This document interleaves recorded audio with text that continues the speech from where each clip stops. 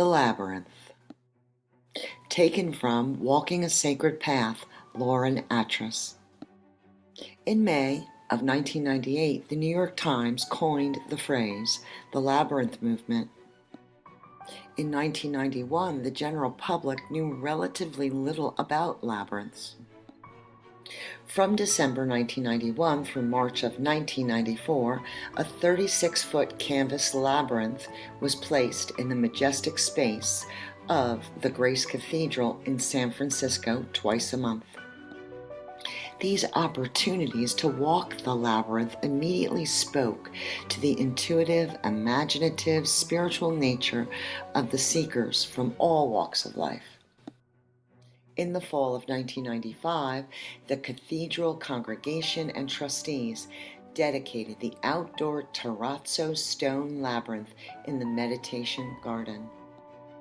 This was the first labyrinth to be installed in permanent form in the Western Hemisphere in 600 years.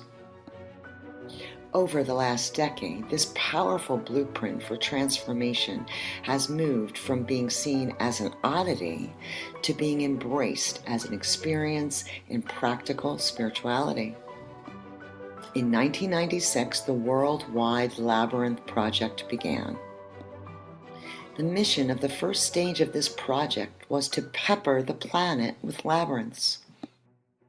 I have found that people need a brief, non-intellectual introduction to labyrinths and a few guidelines for walking it so they feel free to return on their own. In outlining the process that unfolds during a labyrinth walk, I use the 3 R's: releasing, receiving, returning. The labyrinth can be used as a path of prayer in a church, a tool to reduce stress in a hospital, or as a team-building activity in a corporate setting. The labyrinth serves as a sacred container.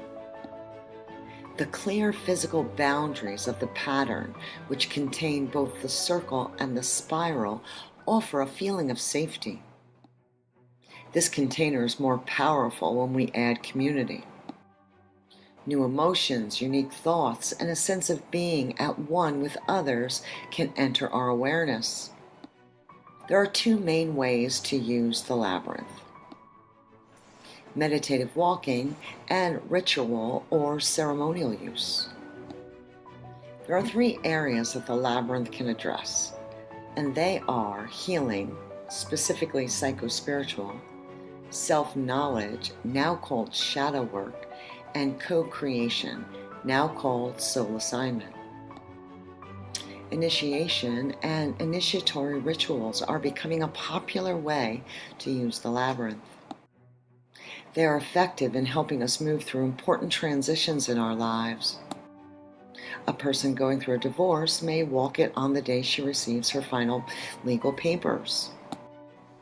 An employee may walk it on the first day of his new job. Many women share a ritual experience with their community of friends on their 16th birthdays when women become crones. There is no right or wrong way to walk a labyrinth. There are as many ways to experience a labyrinth as there are labyrinth walkers, and to leave this experience free of shoulds and expectations is important. This places the responsibility upon walkers to use the labyrinth in the way they need to, rather than following someone else's method that may not address the reason they were drawn to the labyrinth in the first place. The labyrinth movement can be traced back to the 1970s in Germany and the 80s in Italy. Labyrinth revivals occur when cultures are redefining themselves.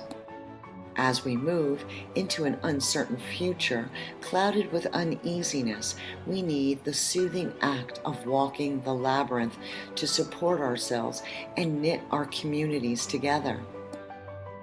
The labyrinth experience can provide a bridge between people of all ages, all races, and different religious traditions. Since labyrinth walking is usually a nonverbal activity that can be shared by many people at the same time, it allows people to connect through the activity of walking rather than talking.